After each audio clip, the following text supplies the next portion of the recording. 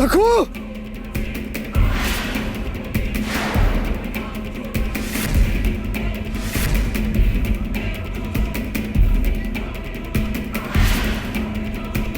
विठ्ठल विठ्ठल विठ्ठल विठ्ठल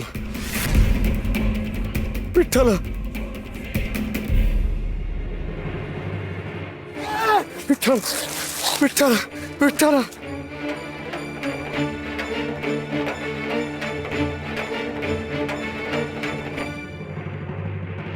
बाबाजी दया करा, थांबवा हे सगळं. अहो नाहीतर अनर्थ होईल हो. धनुष्यातून एकदा बाण सुटला की परत येत असतो का मनोरमे? अहो पण बाबाजी यांना काही झालं तर? काही होणार नाही. किती वेळा सांगितलंय तुला, वार सखूवर होणारे सखूवर. अहो हो, पण हे पण सखू सारखेच आहे तो. स्वतःच्या जीवाची पर्वा न करता ते सखूला वाचवतील. सखूच्या जीवाला धोका होऊच देणार नाही ते. बाबाजी जर काही होत असेल, घडत असेल ना, तर ते मध्ये पडतील आणि वार स्वतःवर घेतील. बाबाजी एकदा सांगितलं तुझ्या डोसक्यात शिरत नाही का मनोरमे? तुझ्या कोकवाला धक्का बी लागणार नाही. नाही म्हणजे नाही, कळलं? आता जा ना घरला, शांत राहा. घरी जाऊन जिंगरोबाचा जप कर. आरडाओरडा करत बसू नको इथं. आणि पुण्यांदा इथं रडत बेकत येऊ नकस. जा आता, जा. हो बाबा, नमस्कार करते.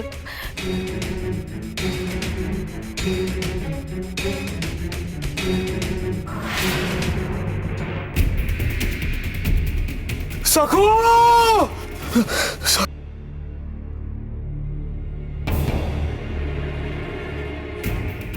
विठ्ठल विठ्ठल गावला गावला म्हातारा गावला.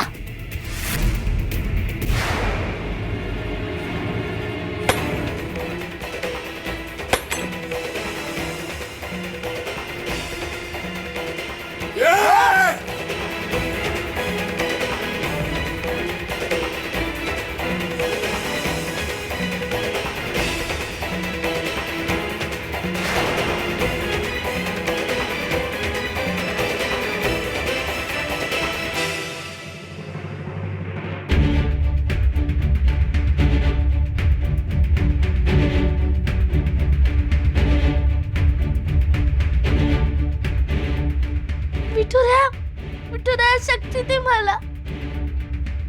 विठ्ठल विठ्ठल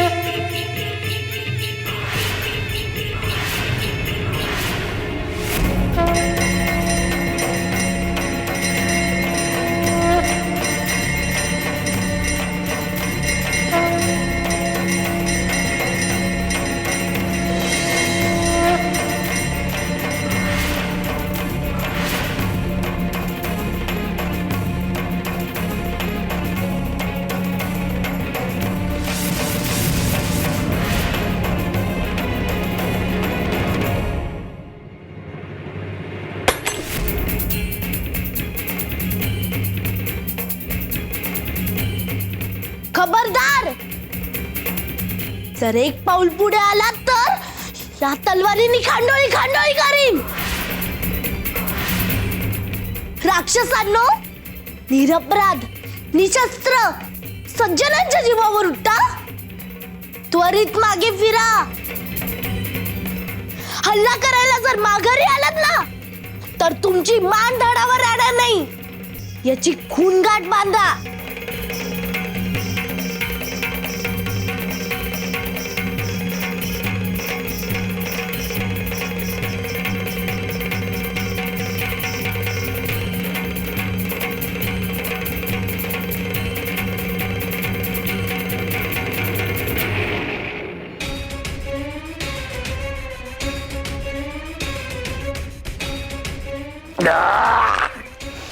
जय जिंगरोबा.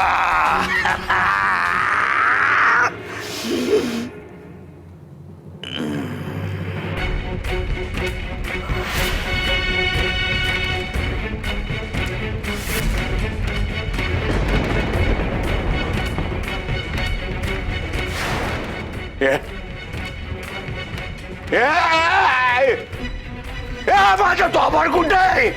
अरे मुंडका कुठे आहे? माझं मुंडका कुठे आहे? सोम्मा माझा मुंडका शोधा. अरे कुठे गेलं मुंडका? मुंडका कुठे गेला? अरे कुठे गेला? शोधा शोधा कुठे गेला? शोधा कुठे गेला? शोधा इकडे गेला काय? कुठे गेला? कुठे गेला? कुठे गेला? कुठे गेला? शोधा. अहो बाबाजी काय शोधताय? काय काय हरवलंय काय? अरे माकडांनो डोळं फुटलं का रे तुमचं? दिसत नाही तुम्हाला? अरे माझ्या धडावर शिर कुठे? माझं मुंडका कुठे गेलं ते शोधा. दिसत नाही ना? नाही दिसत आहे ना? मग तेच शोधायचंय. शोधा कुठे गेलं? माझं मुंडकं हे का? मुंडकं माझं हे मुंडकं नाहीये ना? नाही ना माझं नाहीये. मग हे का? हे माझं मुंडकं आहे का? पुन्हा जर माघारी फिरलात ना, माझ्या मामांजींना त्रास द्यायचा नाही, त्यांना हातही लावायचा नाही. सखू बाळा शांत हो. अगं पळून गेले ते. नाही मामांजी, ते परत येतील. नाही येणार. शस्त्र टाकून निघून गेले. आणि तसंही तुझ्या वाटेला जायची उभ्या जन्मात ते हिम्मत करणार नाही. म्हणजे मी असं काय केलंय? सखू ते तुला नाही कळणार. मातेच्या पंथीला माहित नसतं की तिने चहूबाजूला प्रकाश पसरणारी ज्योत धारण केली आहे. पण पाहणाऱ्याला मात्र ते कळतं. तसंच झालंय सखू. तू जे दिव्य तेज धारण केलं होतंस ना, त्याची तुला कल्पना सुद्धा नाही. पण मी मात्र त्या साक्षात्काराचा साक्षी झालो.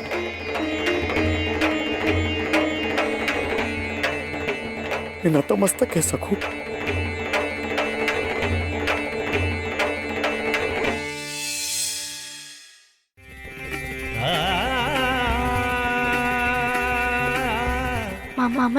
मामांजी अहो असं काय करताय? तुम्ही मोठे आहात, वडीलधारे आहात. मी अजान बाळक. मी तुमच्या पाया पडले पाहिजे.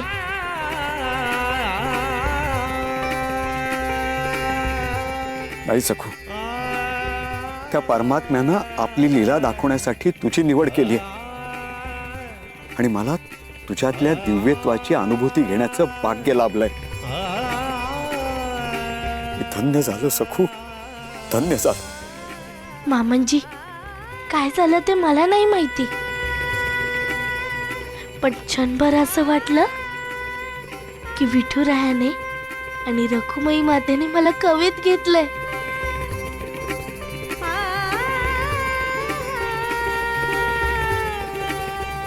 अप्पा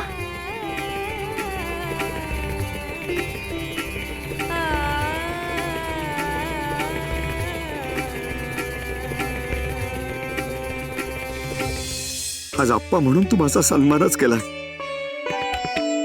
तुझ्यासारखा मुलीचा बाप होण्याचं भाग्य शिवाप्पाला लाभलं. मामांजी मला खूप भीती वाटते हो. घाबरू नकोस सखू. आई जगदंबेचे स्मरण कर आणि मन हळूहळू शांत स्थिर कर.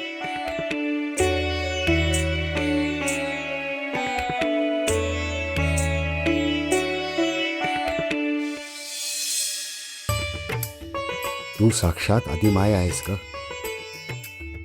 तुला कसलं आलंय पाय? तू कोण आहेस याची तुलाच कल्पना नाही. मी मात्र आज कृतकृत्य झालो.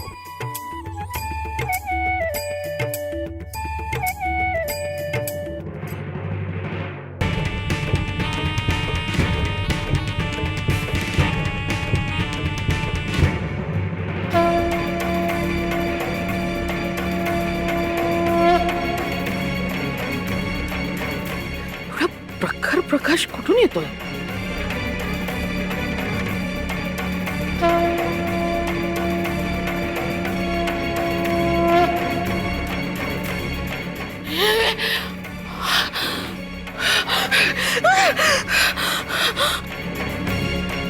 हे काय?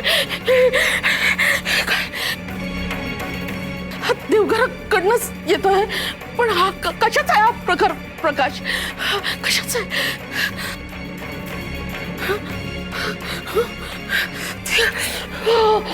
दिगो, यमुने, दिगो, यमुने, अगं हा कोणी आहे का दिगो? काय झालं? मला पण दिसत नाहीये. मला काही दिसत नाहीये. म्हणजे आधी खूप प्रकाश होता. आता मला काही दिसत नाहीये. माझी दृष्टी गेली बहुतेक. माझी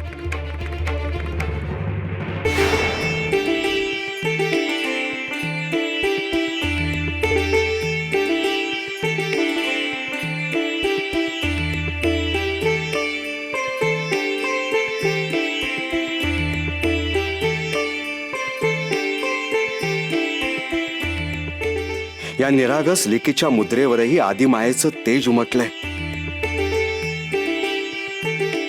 मला फार कौतुक आणि आदर वाटतोय. एकाच वेळी ती माझी लेकीसारखी साधी सरळ निर्मळ लहानगी सखुई आहे आणि दुष्टांचं निर्दालन करणारी सर्वव्यापी आदिमाया आहे. धन्य झालो मी. धन्य धन्य.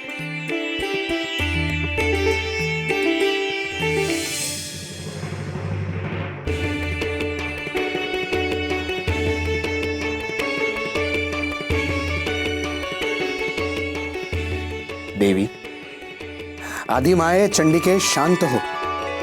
हा चंदनाचा लेप लावतोय. आता तरी क्रोध आवरा देवी. का शांत होऊ? अधर्म अन्याय कुठवर सहन करायचा याला काही सीमा आहे की नाही? असुर नागोचीला आणि त्या दुष्टबुद्धी मनोरमाला भस्म करायचं होतं मला. हो, म्हणून मागे तुम्ही खड्ग उचलण्याचं स्वातंत्र्य मागत होता ना? बंधन नको म्हणत होता ना? हो, मग चुकीचं आहे का ते? नाही देवी, तुमचा क्रोध रास्त आहे. त्या क्षणी तुम्हाला जे वाटलं ते सुद्धा स्वाभाविक आहे. पण मला सांगा, सखू जर खड्ग उचलून अशी वागली असती तर ते तुम्हाला तरी सहन होणार होतं काय?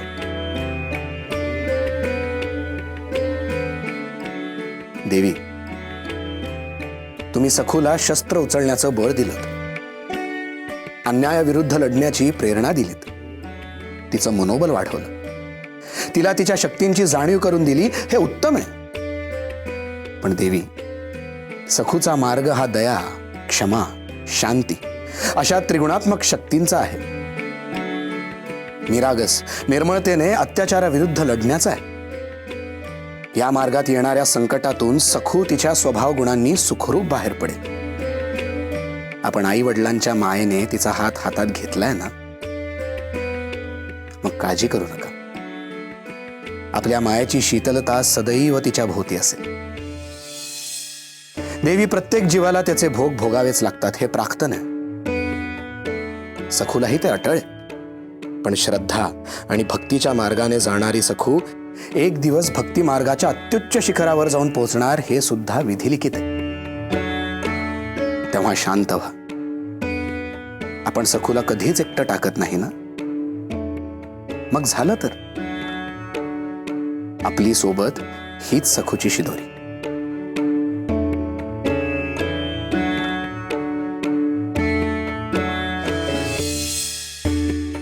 गोड बोलून तुम्ही सगळ्यांनाच तुमच्या प्रवाहात ओढून घेता.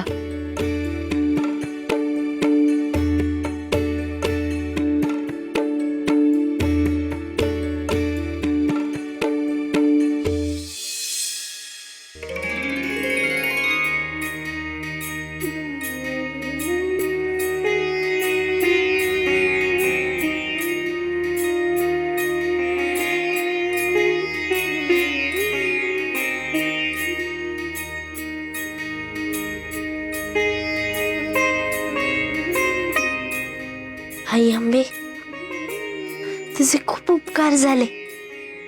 तुझ्या कृपेने आज आम्ही मोठ्या संकटातून वाचलोय. मला तशी सासूबाईंची सेवा करण्याची संधी मिळाली, तशीच मामांजींची पण मिळू दे. माझ्या घरातल्या सगळ्यांना सुखात ठेव. माते, मामांजींचं रक्षण कर. सासूबाईंचं कुंकू बळकट राहू दे.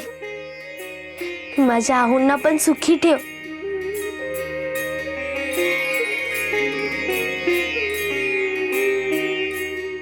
देवी माते, कदाचित मामांजी घरी नसल्यामुळे सासूबाईंची चिडचिड होत असेल. आता मामांजी आलेत, सगळ्यांचा आधार आलाय. तर कुटुंबातली सगळी सूत्र मामांजींच्या हाती येऊ दे. सगळे आनंदी आणि सुखी होतील.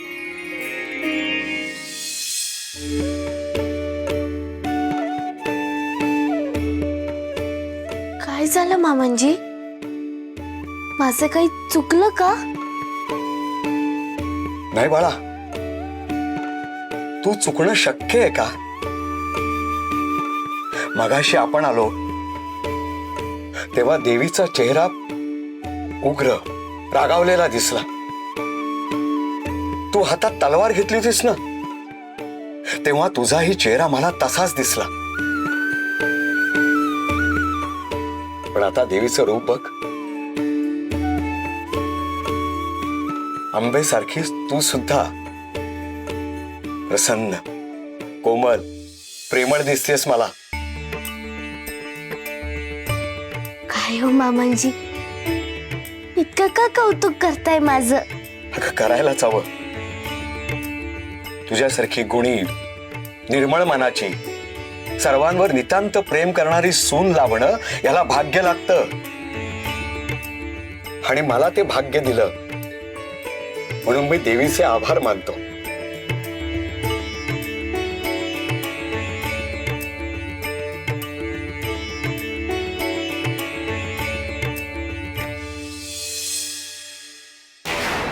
रमाई, अगं काय चाललंय तुझं?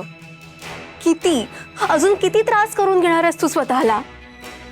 बाबाजींनी तुला स्पष्ट सांगितलंय ना की बाबांना काही नाही होणार आहे. गंडांतर सखूवर आहे, बाबांवर नाहीये.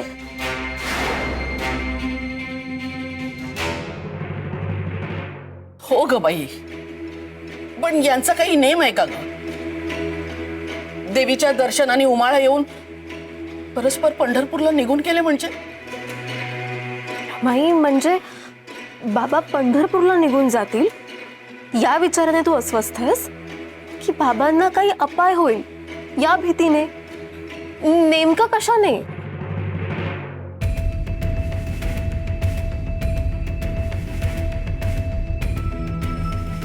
रमाई, अगं असं काय करतेस? बोल ना स्पष्ट. मूर्ख आहेस ग तू यमुने, तुला काही समजतच नाही. अगं, मला माझा नवरा हवाय ग. कुठल्या बाईला वाटणार नाही आपला नवरा आपल्या बरोबर असावा? तो एक आधार असतो, एक साथ असते. पण तुझे बाबा जसे वागतात ना, तसा नवरा मला नकोय. विठ्ठल विठ्ठल करणारा, व्यापाराकडे दुर्लक्ष करून टाळ उठत बसणारा नवरा मला नकोय. जबाबदारीने वागणारे तुझे दिगूचे बाबा,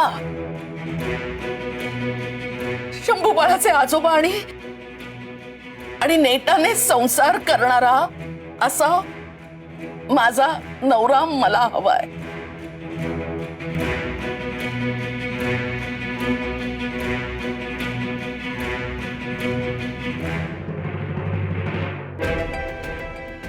काय सांगू तुला यमुने, बाबाजी त्यांना संमोहित करून पंढरपूरला पाठवणार आहेत. आणि माझंच मला कळत नाहीये की त्यांचं जाणं मला हवंय की नकोय.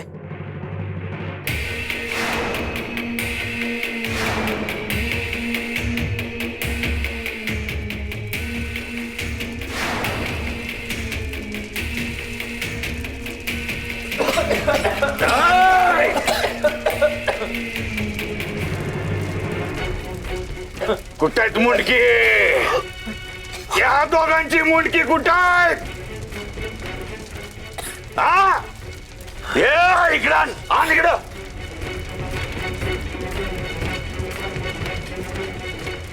काय ठरलं होतं आपलं? हा काय करार झाला होता?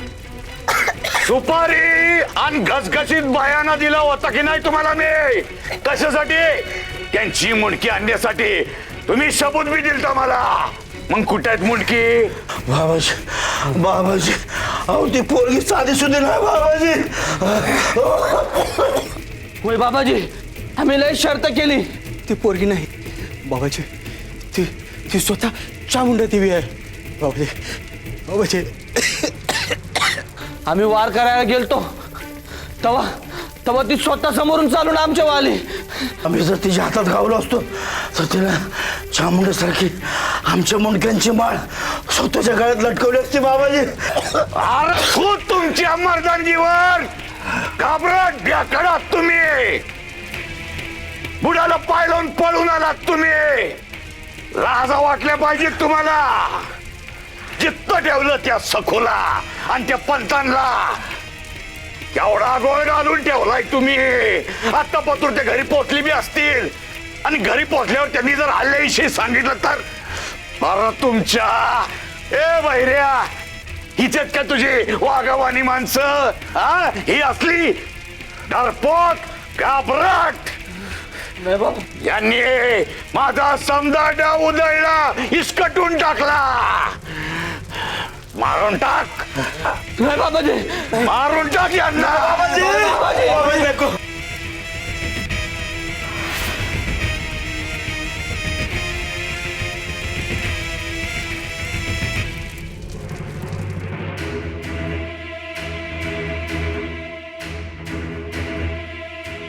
काय झालं मामनजी? कसला विचार करताय? मगापासून मी ह्याच गोष्टीचा विचार करतोय. आपल्या जीवावर कोण उठला असेल? बाबाजीच.